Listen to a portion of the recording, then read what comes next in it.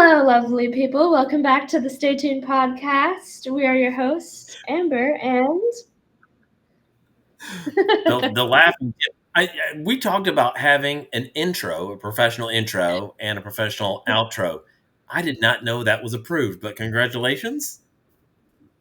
that's Tim, Okay. our other Oh yeah. Today we'll be keeping it a little more casual, I guess. I personally prepared a topic to talk about, which would be the new Inside Out movie. Some of you may have already seen it, some of you may have not. I actually just watched the first Inside Out yesterday.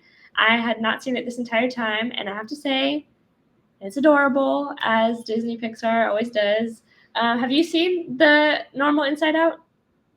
I have not. I could have swore you may have watched it here in the States, but I guess you did not. Well, you're back in the States. We I watched Elementals together. It was like where oh the that's fire and the water guy. Yes, absolutely. I've seen the trailers for it. It's if you're not watching it with me, I'm not watching Disney cartoons That's by true. myself. I am a sucker for kids movies sometimes, guys. I'm one of those people who can enjoy a Hallmark movie.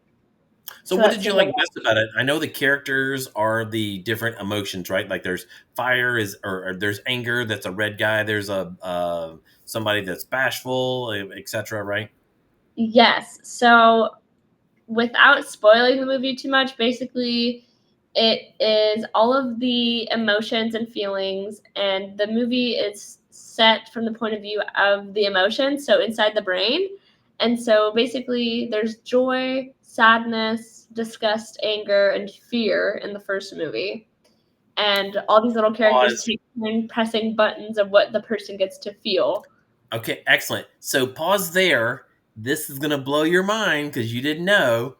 There used to be a TV show just like this, and it was called Inside Herman's Head. Really? And I don't know how many seasons it went on, but it was in the late 80s, maybe early 90s. Same thing. This guy's in like he's a like working at Amazon or something. He's an intern. He's going through all this stuff, anxiety. He's happy. He's a little leery about stuff, and somebody put too much work on his desk, and so he's anger. And it had the big guy, that's or there was a big guy in his head as well. I can't remember if he was anger or sloth. Just you know, Yeah. um, yeah, exactly. So, but now this was a real TV show. I'll have to look at it because I really liked the movie and I thought it was really cute. And it shows basically they're in the head of Riley, this girl. So it shows from Yep. her being a baby up to like, I don't know, maybe like third grade. Like I think she said they were 12. But it was really cute. And I think my favorite parts were like when it flashed to the parents' heads emotions at the dinner table when they were trying to see Okay. what's wrong with their daughter. All the ones in the mom's head were all women, and they were like looking at the dad trying to signal him to talk to the daughter, and the feelings are like, oh, we gave up the Brazilian co-pilot for this.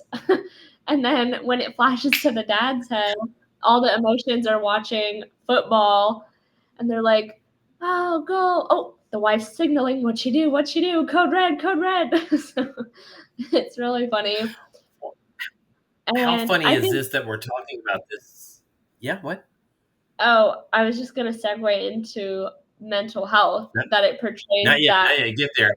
So I looked up the cast because somebody looked really familiar, and I was like, I know her because Herman Brooks inside Herman's Head. It was played by William Ragsdale. There were 4 seasons of it, and so just a lot of fun. But Hank Azaria was in there, Yeardley Smith, Ken Hudson Campbell was the big guy. But one of the ladies in there was Molly Hagan. She was and her name was Angel, and she was Sensitivity.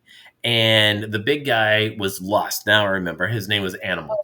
And the funny thing about Molly, she plays a lead character on Walker that we shot the series in Austin, where I played a sheriff.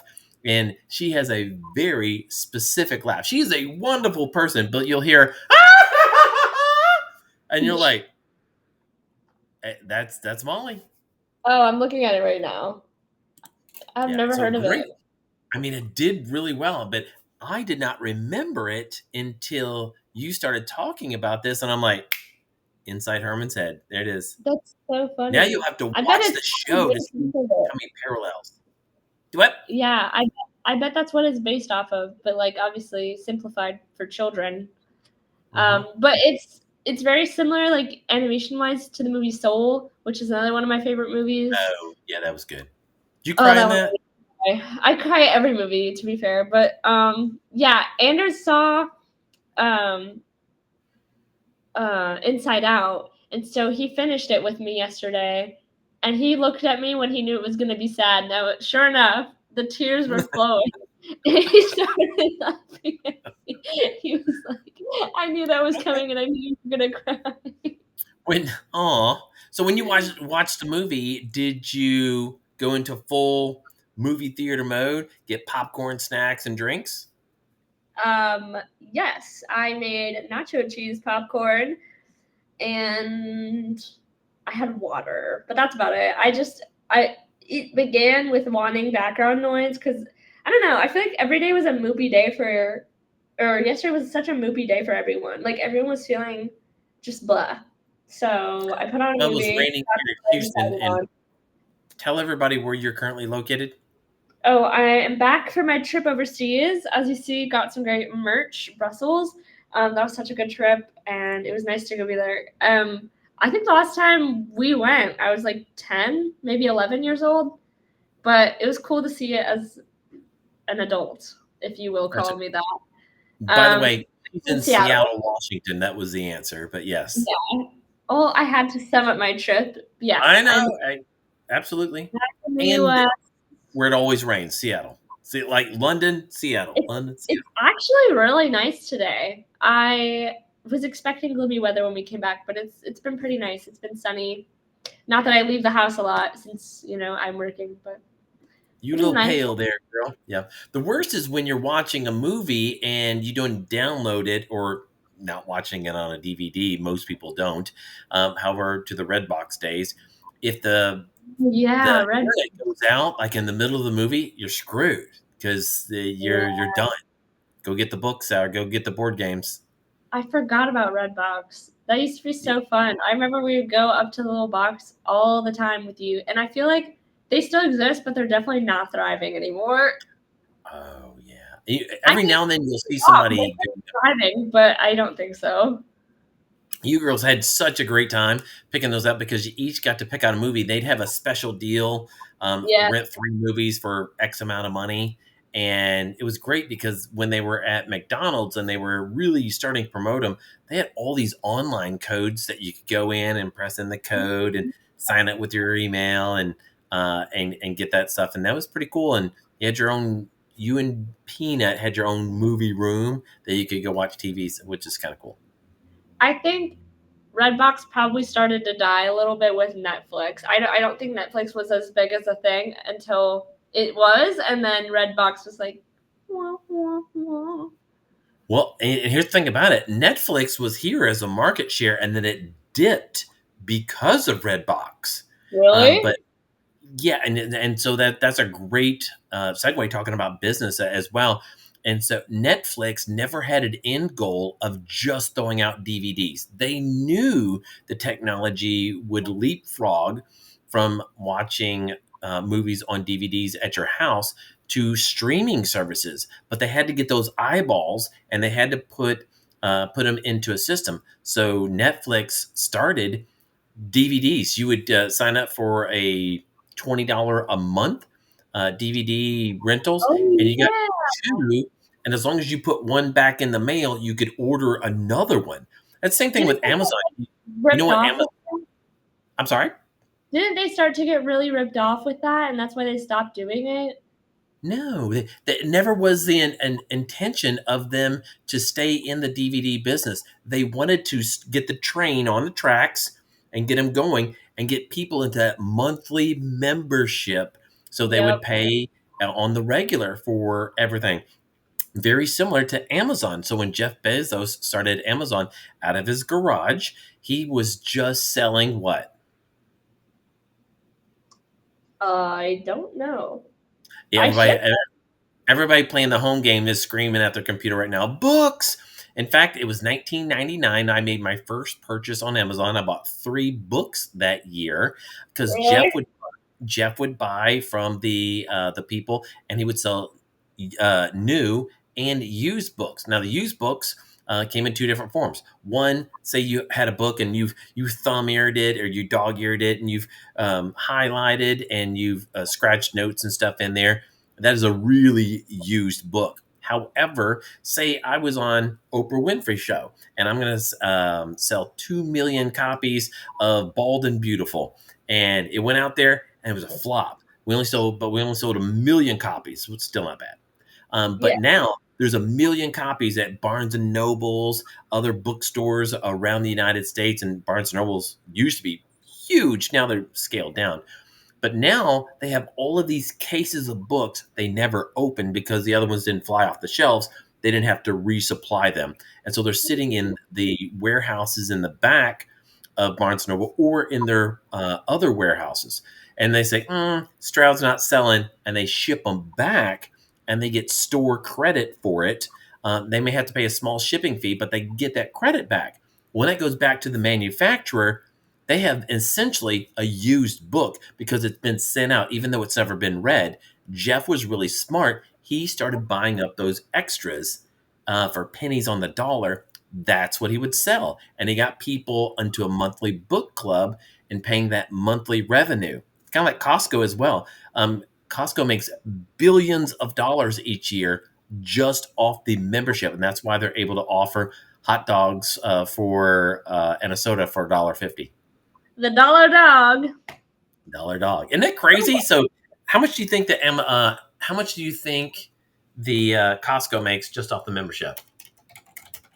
The basic one's like 65, right? Like $5 a month. Uh huh. No, no, no, it's Oh, not. No, no, no. Costco is like $80 a year that's what I'm or saying. I thought $100 it a year. was. I thought it was 65 a year, where it's like $5 a month.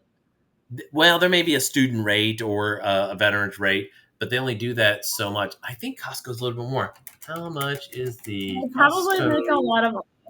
I don't know. I don't No, even you're know what to right. get. I apologize. You're right. It's $60. So off that $60 each year. Oh, I'm sorry. The VIP is like a little bit more. I apologize. That's what I was going for. Guess how much they made last year just from membership fees? And if you're within 200,000, I'll give it to you. Hurry, Dang. guess. 256 million. Oh, not even close. $4.6 billion.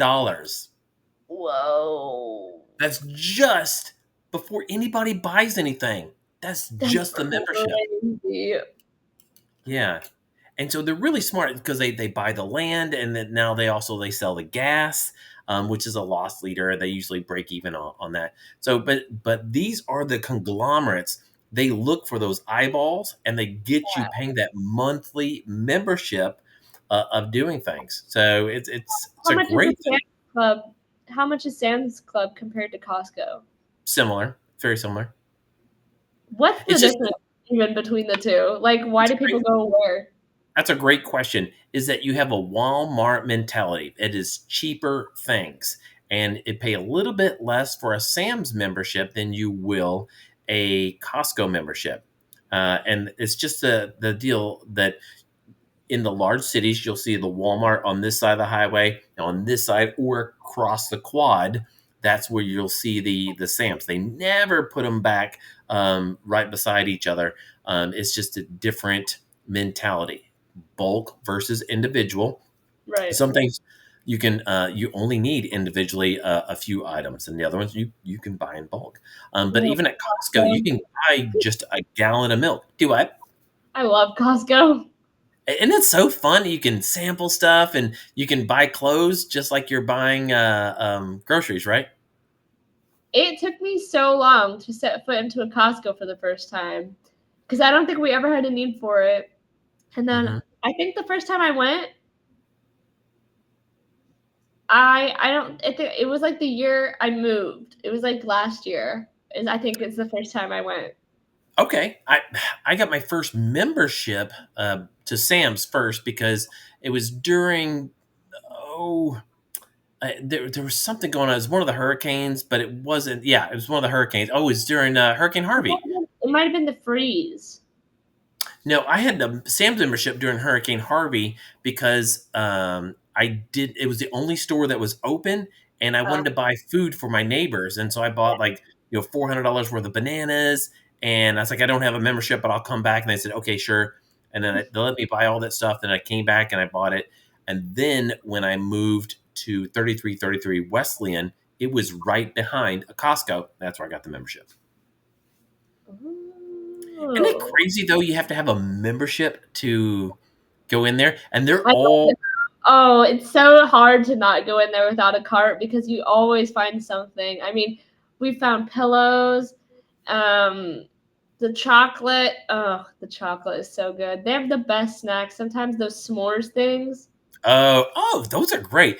I've bought food, office supplies, furniture, clothes. I mean, you name it. You know what I think of every time I think of Costco? What's that? God damn, that's a big box of goldfish. So we were walking down the aisle, and it was hilarious because Amber and Jacqueline, they've loved goldfish ever since they could nibble on them. Love And goldfish. Angela and I would give them a little tiny bowl of goldfish when they were watching movies and cartoons. And inside HEB or Kroger or wherever you're at, the boxes only get so large. And we go into Costco, and this was a super sized box. I hear Amber say that in almost a country twang style that I would hear my sister Heather talk in. And I hear Amber, and I was like, "How?" It didn't phase me that she cussed in front of me. It was just so hilarious of the twang. I think I also said it really loud too. And You also for reference, this was like last fall, so it was pretty recent. I think we were just walking. I was so surprised. think And that we had you been drinking in there, but yeah, I'm sure people 2 or 3 aisles over heard you say that, and I was like, "Huh, gotcha." I had a woman break up with me once because I said that same word, and she's like, "You took the Lord's name in vain." I go, there are a lot of people running around here that are stupid, and that's the reason God's last name is damn it." She didn't like that at all. So, hey, we were talking about life and something that we were not going to talk about by saying any names or any organizations there. But somebody that you thought trusted you kind of stepped over a line. And I don't want to dive into it so anybody doesn't figure out what's going on. But that's some of the things that you and I talk about, dad and daughter. And I lay it out for you. And I said, look, you need your 5 people in the world that you can like, and trust. And these people have to have your back no matter what. These are the people that if somebody posts online today, be like, oh, Amber stole $5 million, or Amber, wish. yeah, exactly, did something nefarious. You need your 5 to stand up for you regardless. I didn't say lie for you or commit perjury. It's just like stand up for you and say, you know what? I'm not sure until I get all the facts that I can have any judgment on that whatsoever. But we have friends and we have acquaintances that love to do that favorite game. They leap to conclusions, and it's just one of the things. If when I want to be misunderstood, I text somebody, pick up the phone, talk to me. It's It's the probably worst. misunderstanding. I mean, I'm pretty much a jovial and nice person, pretty positive. And if I'm an asshole, there's a reason. I'm either having a bad day or you effed up and you stepped over that line. And if you've done that, it's okay. I forgive you. Well, Life's way with too short. text, Just talk to me about it. with text especially, I feel like miscommunications are bound to happen. Like so many times where I would be working for somebody and they don't use emojis and I'm an emoji type of person and I would read it like, oh man, they're mad at me or I effed up. Like, and I didn't even do anything wrong and I knew it, but just the way some people write, you're like, ah. And then Yeah. you talk to them on their phone and then they're like, oh, hey, how you doing? You're like, where was this Whose voice was energy? that? That was very high. That wasn't me, was it? Because that was very high. Very high. No, And but here's the thing: somebody said, "Well, you have to be able to believe and trust somebody 100%." I was like, feather the brakes on that one because I think at an exponential rate, and my brain goes just on several different levels. There are times that this works before this really thinks it out. And there's some times I said something is like, probably shouldn't have said it that fashion or said it at all. And that's okay. But there are times I don't agree with me. And so of course, I'm not a people pleaser. And there are times that I'm going to ruffle some feathers that are out there. I usually live by the mantra, does this need to be said? Does this need to be said by me? And does this need to be said by me right now? However, comma, there are times I don't listen to my own damn rules. Yeah. And so if I offend somebody, I'm going to step up and be like, I screwed up. I apologize. What can I do to make it better? But I don't text people and just throw out ultimatums and do all kind of crazy shit. That doesn't get anywhere except just get you all ruffled inside, that ball of energy and stress. And it's not good stress. I mean, you stress is good stress. It's like if you're on a game show, it's like, ooh, do I take the $500,000 and run, or do I go for the $5 million? Wink, wink. That's good stress, but it's not like it's a life or death situation, and life's that short to be worrying about the little stuff. So Literally. It took me a really long time um to be at peace with like all the bullying and stuff that I've been through. But once I what's it called?